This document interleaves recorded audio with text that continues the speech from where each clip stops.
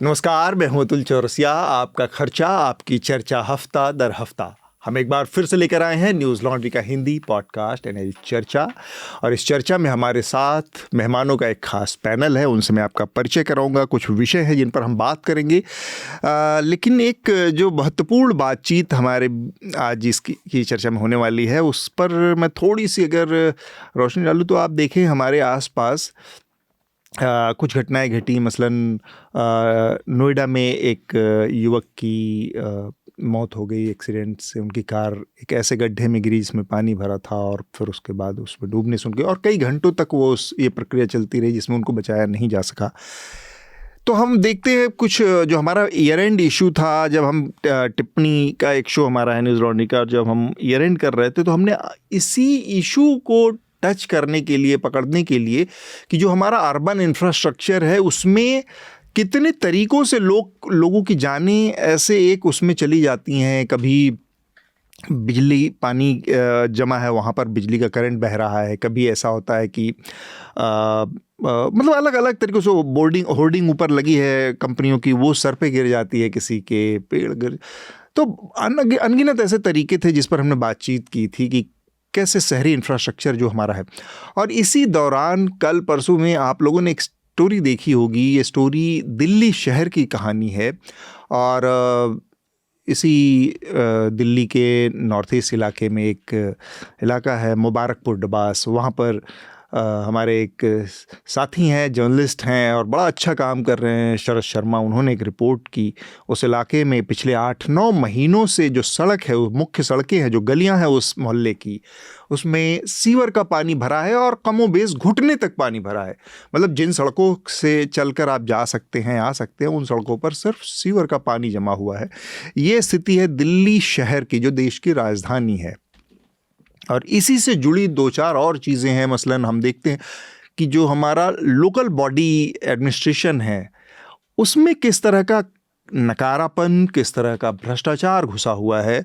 एक छोटी सी खबर आई गुजरात से कि वहाँ पर कुछ 20-21 करोड़ रुपए का टेंडर हुआ और एक पानी की टंकी बनी। जो लोकल बॉडी का जो हमारी जो एडमिनिस्ट्रेशन है, पंचायत स्तर का, नगरपालिका स्तर का, वो क्या करता है? सड़क, बिजली, पानी, बेसिक चीज़ें, सुविधाएं, पार्क है, इन सब चीज़ों को मुहैया करवाना। तो एक पानी की टंकी जो 21 करोड़ रुपए के खर्च से बनी थी, वो पहली बार में पानी भरा गया और वो पानी की टंकी ध्वस्त हो गई।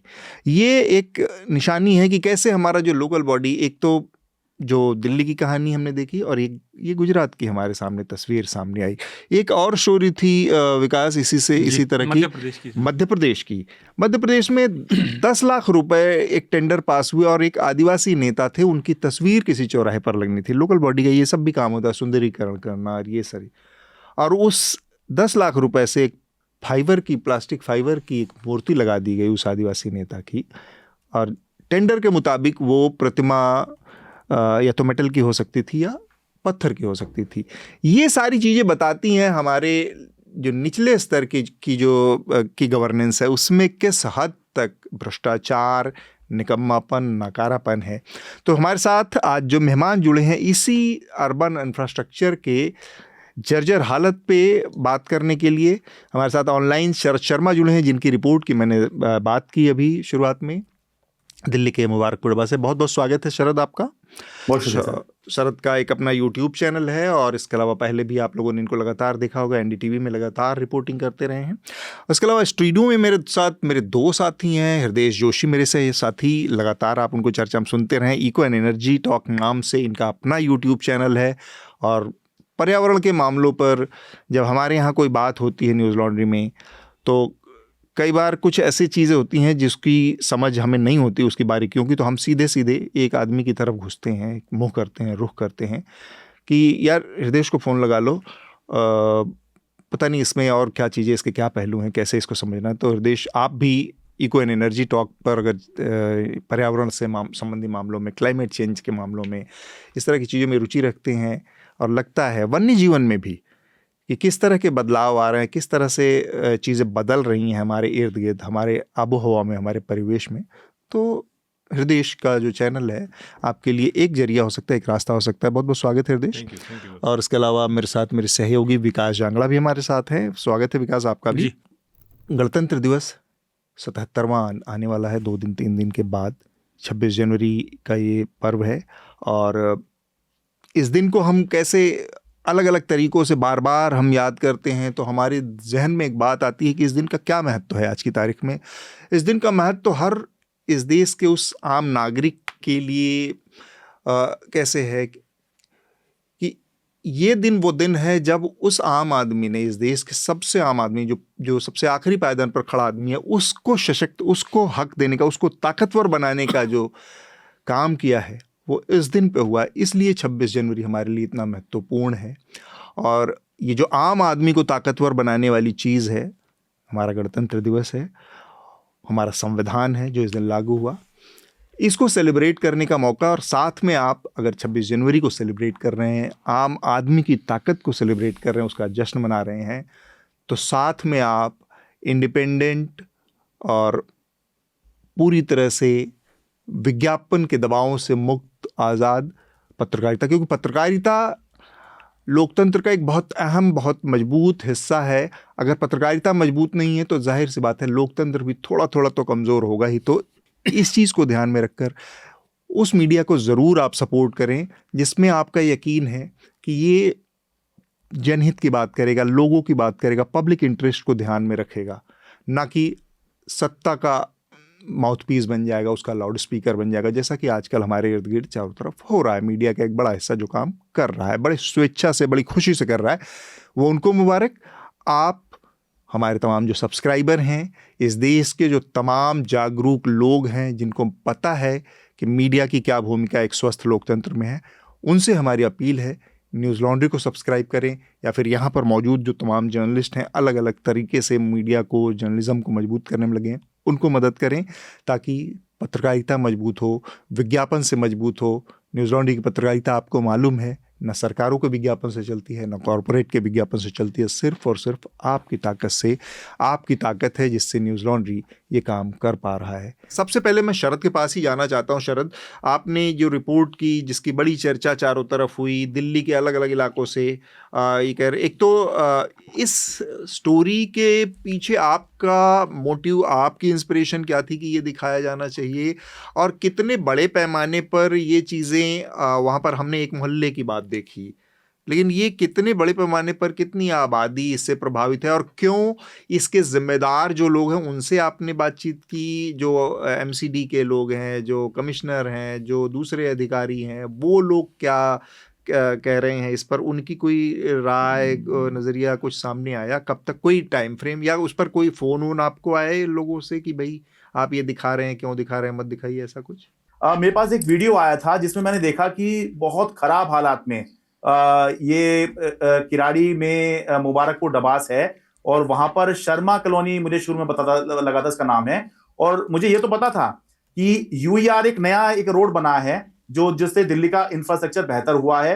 आप आउटर दिल्ली के इलाके में, या आप अगर पंजाब हरियाणा की तरफ से आ रहे हैं, सीधा आपको गुड़गांव की तरफ निकलना है, एयरपोर्ट जाना है, उससे आप बड़े अच्छे से पहुंच जाते हैं। मैंने वो यूज भी किया है, बहुत अच्छा है। इसके साथ में मैं लगातार देख रहा था कि इसके साथ में डीडीए उस लैंड को डेवलप कर रहा है, और डेवलप करते हुए लगातार वहां पर कूड़ा डलवा रहे हैं। ये वही कूड़ा है जिसके बारे में दिल्ली की मुख्यमंत्री कह रही हैं कि उनका एक विधायक या मंत्री रोजाना जाता है और उसको कूड़े के पहाड़ को कहता है कि तुझे जाना पड़ेगा भाई, भाग जा तू। तो ये वही कूड़ा है। भलसवा लैंडफिल साइट, 3 दिल्ली में कूड़े के पहाड़ हैं, भलसवा, गाजीपुर और ओखला। तो ये वाला जो कूड़ा है जो उधर डाला जा रहा है यूआर के साथ में, ये किराड़ी, मुंडका, इसके अलग अलग इलाके हैं, बहुत लंबा चौड़ा इलाका है जहां पे डाला जा रहा है। तो वहां पर ही लगातार डल रहा था। तो जैसे ही ये वीडियो मुझे दिखाई दिया, मैं समझ गया कि मामला यही हो रहा है कि कूड़ा डल गया है और उसकी वजह से निकासी की समस्या हुई है, पानी भर गया कॉलोनी में। अब मैं वहां पहुंचा तो हालात इतने खराब थे कि अंदर घुसा कैसे जाए। तो पता लगा कि क्योंकि 7-8 महीने से ये हालात हैं, तो लोगों ने गम बूट खरीद रखे हैं, और लोगों ने ही जो है मुझे गम बूट दिए। मैं जब वहां पहुंचा अतुल जी, तो सबसे पहले एक व्यक्ति मुझे मिले, थोड़े उम्र दराज थे, बोले कि चैनल वाले तो बहुत आ गए पर किसी ने दिखाया नहीं। तो ये एक पहली एक टिप्पणी थी आज के हमारे मीडिया के सिस्टम पर। मैं ये बिल्कुल क्लेम नहीं कर रहा हूं कि मैं पहला पत्रकार था जो वहां पहुंच गया, लेकिन ये जाके मुझे पता लगा कि लोग कितने नाउम्मीद हो गए हैं कि भाई यहाँ पर पत्रकार आ रहे हैं लेकिन कोई दिखा नहीं रहा, उनको दिखता ही नहीं है, मतलब आए वीडियो बनाई चले गए। उसके बाद में फिर जब मैंने रिपोर्टिंग शुरू की अतुल जी, इतना बुरा हाल था, इतनी भयंकर बदबू आ रही थी, और ऊपर समस्या ये कि ठंड बहुत थी। लोगों ने गमबूट तो मुझे दे दिए थे, पैर बिल्कुल ऐसा लग रहा है जैसे बर्फ में है, और ऊपर से पानी और घुस गया था। तो मैं ये एहसास कर रहा था कि कैसे ये लोग यहाँ पे रहते होंगे। हर टाइम एक स्मेल आपके जो है सांस भी ले रहे हो, एक स्मेल आ रही है। घर के बाहर कुछ जरा सा सामान लेने के लिए आपको निकलना है तो जो है आपको पानी में से निकलना पड़ रहा है, और आप अगर घर के बाहर नहीं भी निकल रहे तो भी पानी आपके घर में आ जाएगा नीचे से निकलकर, क्योंकि पानी तो भरा ही हुआ है चारों तरफ। तो इतने बुरे हालात थे। और एक अम्मा जी वहां पर छत पर खड़ी हुई थी, उन्होंने ये कहा, जब मैं करीब रिपोर्टिंग कर रहा था, उन्होंने कहा कि अरे भैया वीडियो ही बनाओगे या कुछ करवाओगे भी। तो ये बहुत नाउमीदी थी वहां के लोगों के मन में। तो मैंने कोशिश करी कि भाई जितना हो सके, जितने गहराई से हो सके यहाँ की रिपोर्ट की जाए, ड्रोन के विजुअल भी दिखाए और दिखाया कि क्या खराब हालात हैं। शायद मैं आपसे एक बात पूछूंगा, फिर मैं इस पर कमेंट करूंगा। ये पूछना चाह रहा था कि कितने लोग होंगे वहां पर, कितने परिवार होंगे जो इस संकट में फंसे हुए हैं, और क्या उनके बच्चे स्कूल जाते हैं, क्या वो मार्केट जाते हैं, तो फिर वो कैसे होता है, ये संक्षेप में अगर आप बता सकें। पीने का पानी अगर कैसे आ रहा है, रोजमर्रा की चीजें। देखिए कोई स्पष्ट आकलन ऐसा हम नहीं कर सकते कि इतने लोग हैं, क्योंकि हैं क्या, हजारों लोग हैं। किराड़ी के अंदर जो भी लोग रह रहे हैं वो तरह तरह की समस्याओं से जूझ रहे हैं। जैसे मैं आपको बताऊं, जैसे मैं यहाँ शर्मा एनक्लेव में जाने वाला था तो मैंने पता पूछा, तो मुझे लगा कि जहां मैं पहुंच गया हूं यही शर्मा कॉलोनी है, क्योंकि यही ऐसा लग रहा था ये तो पानी में डूबी होगी। तो मैंने एक व्यक्ति से पूछा कि भाई ये शर्मा कॉलोनी कहाँ है, तो उसने कहा कि आगे है। मुझे लगा था यही होगी, तो मैंने कहा ये इलाका भी डूब रहेगा, तो उसने कहा नहीं अभी डूबा नहीं है लेकिन डूब जाएगा। तो वहां पर एक बड़ी संख्या ऐसी है कि या तो वो अभी डूबी हुई है, ये तो चंद हजार लोग होंगे जिनकी हमने अभी कहानी दिखाई है, लेकिन उस पूरे इलाके में पानी की निकासी की समस्या है। और आज नहीं तो कल, अभी नहीं तो जब बरसात होगी, अगर सिस्टम वहां पे नहीं सुधरा, हालांकि दावा कर रहे हैं दिल्ली के मंत्री प्रवेश वर्मा कि जून 2026 तक सीवर लाइन वहां पे चालू करवा दी जाएगी। हो जाए तो बहुत अच्छी बात है, लेकिन अगर ऐसा नहीं होता तो जो है किराड़ी में हम देखेंगे कि जो अभी जो नर्क की स्थिति हमने देखी है उससे ज्यादा खराब हालात तब होंगे जब बरसात होगी। अभी तो बरसात के बिना ही ये सारा पानी वहां पर भरा हुआ था। तो अतुल जो पूछ रहे थे वो सवाल कि पानी यहाँ पर पाइप्ड वाटर है या ये हैंडपंप से कैसे लेते हैं पानी, कैसे बाकी चीजें करते हैं पीने का पानी। देखिए दो बड़ी इंटरेस्टिंग चीजें हैं यहाँ पर। पहला, मुझे आश्चर्य हुआ ये पता करके कि इलाके में सारे में पानी भरा हुआ है और लाइट आ रही है। तो मुझे डर ये भी लग रहा था यहाँ पर, सोच के देखिए कि अगर पानी भरा हुआ होता है तो हम ये मानते हैं भाई बिजली काट दी जानी चाहिए, क्योंकि करंट फैलने का डर होता है। बिजली आ रही थी, दूसरा पानी भी आ रहा था, लेकिन लोगों की ये शिकायत है कि क्योंकि माहौल ऐसा हुआ है तो पानी जो है वो गंदा आ रहा है उनके पास में। तो बिजली पानी वहां सब आ रही है, लेकिन बस जो पानी आ रहा है उसके जाने का कहीं पर भी जो है रास्ता नहीं है। ये असली समस्या इस समय पर किराड़ी के अंदर है। तो दो बातें इससे अतुल निकलती हैं। पहली तो ये जो हम भी बात कर रहे थे कि जैसा शरद ने बताया कि जिस तरह से लोग आपस में एक दूसरे पर ब्लेम कर रहे हैं, उससे कि किसी को मतलब ये तो साफ दिखता है, मतलब ये कोई मतलब ही नहीं है। अगर आपके अंदर जरा भी कंडक्ट है तो पहले आप प्रॉब्लम को एड्रेस करेंगे इरिस्पेक्टिव ऑफ किस पार्टी से आप है ना। ये शर्म की बात है, मतलब it's flies on our face. दूसरी बात मैं ये कह रहा था कि अभी हमने इंदौर की घटना देखी जहां पर पानी की वजह से कितने लोगों की मौत हुई थी, 21 लोग मर गए थे पानी के, राइट। तो हम ये बात को, क्योंकि मैं अर्बन इंफ्रास्ट्रक्चर को कवर करता हूं, तो ये बहुत बड़ा संकट रहता है कि किसी भी जगह जहां पोल्यूटेड वाटर है कि नेगेटिव प्रेशर अगर पाइप में होता है तो वो पानी अंदर जा सकता है, राइट। और इससे वो उनके पीने के पानी में हो रहा होगा। लोग भले ही शर्म के बारे ना कहें, लेकिन लोग उसको छान के या करके यूज कर रहे होंगे। लेकिन अगर वो प्रॉब्लम बीमारी पैदा करने वाली है तो वो उनको किसी ने स्थिति में मार, तो ये एक बड़ी अमानवीय स्थिति है। राइट टू फ्रीडम जो है उसका उल्लंघन है। पहले तो इस पर जो हम आगे बात करने वाले हैं मैं उसको अभी शुरू कर देता हूँ। वो ये कि इस पर सबसे पहले कार्रवाई होनी चाहिए लोगों, वहाँ पर जो लोग हैं अधिकारियों पर, क्योंकि संविधान में इस बात का अधिकार है लोगों को कि उनके पास राइट टू लाइफ है। तो उसका ये सीधा सीधा उल्लंघन है। आप जो बात कह रहे हैं कि लोग सड़क से गिर के, वो आदमी गिर के मर गया कार से जो इंजीनियर है, वो बात तो बाद में आती है। पहले तो आदमी अपने घर में बैठा है जो घर से निकला भी नहीं, आप उसको घर में ही सुरक्षित नहीं छोड़ रहे, गंदा पानी पी रहा है वो। तो ये एक बहुत ही शर्म की बात है। और इरिस्पेक्टिव ऑफ पार्टी ये कहीं पर भी देखा जा सकता है, क्योंकि यहाँ पर पत्रकार है शरद जैसा, और यहाँ ये दिल्ली है, ये भी शरद और कोई भी पत्रकार जो है वो दूर नहीं जा सकता। दूर वाले पत्रकार भी ये स्टोरी करना चाहते हैं जो उनके इलाकों में होती है, वो तब आती है जब लोगों की मौतें शुरू हो जाती हैं, क्योंकि यहाँ लोग इंपॉर्टेंस नहीं देते उन खबरों को, कहते हैं अरे यार ये खबर क्या है, तो दूर की, उन्हें यहीं के लोगों की लाइफ इंपॉर्टेंट लगती है।